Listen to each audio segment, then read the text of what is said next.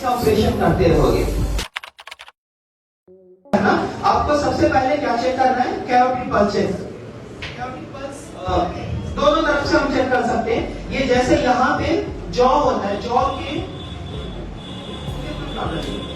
के पास यहाँ पे आप इस तरह से फिंगर रखोगे तो ये यहाँ पे ये इस तरह से हम फिंगर रखते हैं तो यहाँ पे आपको अगर पल्स चल रही होगी तो फील हो जाएगा।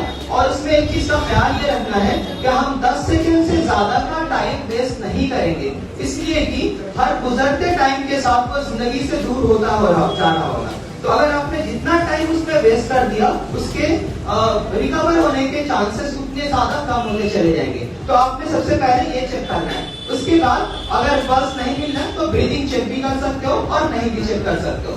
देन अगर आप अकेले हो तो आप हेल्प के लिए आवाज लगाओगे आसपास में कि कोई आपकी हेल्प कर दे। अगर फिर भी कोई नहीं है तो आपको क्या करना है? सिंपली मोबाइल निकालोगे, इमरजेंसी नंबर जो इंडिया के अंदर 112 है उससे आपने कॉल करना है। 112 पे स्पीकर पे रखोगे और सीपीआर स्टार्ट कर देना है। सीपीआर का टेक्निक क्या रहेगा? सीपीआर का टेक्निक ये रहेगा कि आप इन दोनों हथेली को, ये हैंड को इस तरह से रखना है, इसके ऊपर इसको लॉक करना है। लॉक करने के बाद ये जो हील है, इस हील का पोजीशन क्या होना चाहिए और रखेंगे कहाँ पे?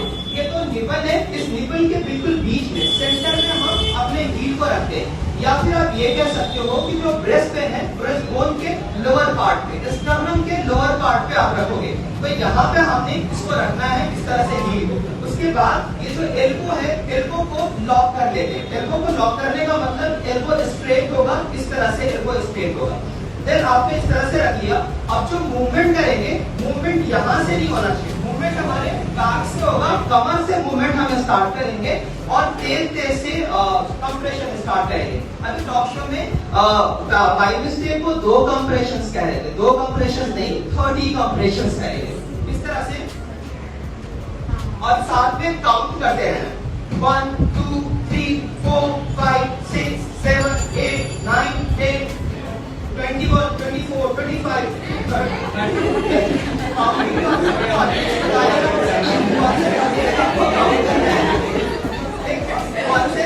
काउंट करना है। और काउंटिंग करने के बाद आप अगर सिंगल रिसीवर हो, आपके पास कोई हेल्प का नहीं है, फौरन से आपको हेड के पोजीशन के पास आना है। यहाँ पर आया आप हेड के पास और फिर ब्रीदिंग, 2 रिस्क्यू ब्रीथ देनी है। और रिस्क्यू ब्रीथ देना बहुत इंपॉर्टेंट है। उसके लिए हम तरीका क्या होता है कि ये चिन को ऊपर की तरफ करते हैं, इसको हम लोग बोलते हैं head up and chin lift procedure. और कभी कभी नेक के अंदर अगर इंजरी हो तो हम जॉ थ्रस्ट वो भी होता है, बट जनरली जॉ थ्रस्ट इसलिए नहीं करते कि अगर कोई गिरा हुआ आपको पता ही नहीं तो हो सकता है स्पाइन वगैरह में इंजरी हो, तो उस टाइम पे हम ये नहीं करते, सिंपली चिन लिफ्ट इस तरह से करेंगे।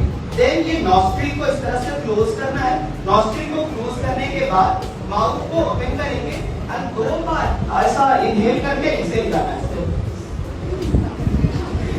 2 बार एक्सहेल किया आपने, एक्सहेल करने के बाद फिर से अपने पोजीशन पे वापस आओगे यहाँ पे और अगेन दोबारा से ये चेस्ट कंप्रेशन इस तरह से स्टार्ट कर देना और यहाँ से मूवमेंट करना। इस तरह से हम कंटिन्यू चेस्ट कंप्रेशन करते रहेंगे। 30 chest compression and 2 rescue breath, 30 chest compression and 2 rescue breath, जब तक कि हमारे पास कोई इमरजेंसी सेवा ना आ जाए, कोई एम्बुलेंस या कोई बंदा ना पहुंच जाए हेल्प के लिए। ओके, एक और इम्पोर्टेंट चीज इसके अंदर ये डिस्कस करना है कि सपोज करो कि अगर कोई पेशेंट है उसके बारे में आप जान नहीं रहे, तो क्या हम हर पेशेंट के अंदर रिस्क्यू ब्रीथ करेंगे? अगर आपको लगता है कि पेशेंट ड्रंकन है, कोई डिजीज हो सकती है, तो उस कंडीशन में आप रेस्क्यू ब्रीथ नहीं करोगे, कंटिन्यू चेस्ट कंप्रेशन करते रहोगे।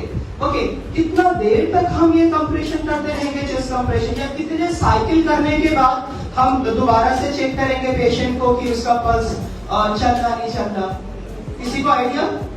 हम 5 साइकिल और 5 साइकिल 2 मिनट के अंदर कंप्लीट हो पाता है, तो 2 मिनट तक कंटिन्यू आपको ये प्रोसीजर करते रहना है। और उसके बाद फिर हम चेक करेंगे कि उसका पल्स चलना नहीं चल रहा, और उसमें भी हम 10 सेकेंड से ज्यादा का टाइम वेस्ट नहीं करेंगे। अगर 2 कोई सर्वाइवर है, आपके पास 2 कोई बंदा अवेलेबल है, तो हम हर 2 मिनट के बाद रोटेट हो जाएंगे। जो चेस्ट कंप्रेशन दे रहा होगा वो रेस्क्यू ब्रीथ देने लगेगा, और जो रेस्क्यू ब्रीथ दे रहा होगा वो चेस्ट कंप्रेशन देने लगेगा, इसलिए कि ये काफी थका देने वाला प्रोसेस होता है।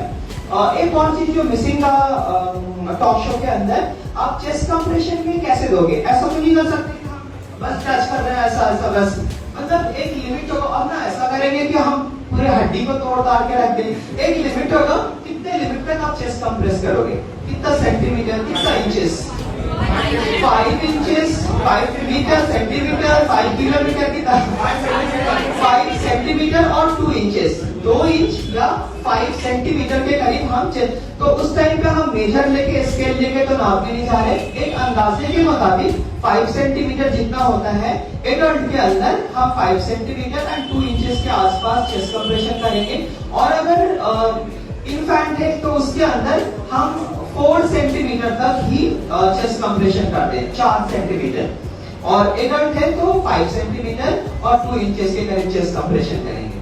थैंक यू, ये कुछ बेसिक सी बातें थी। इसके बाद हम लोग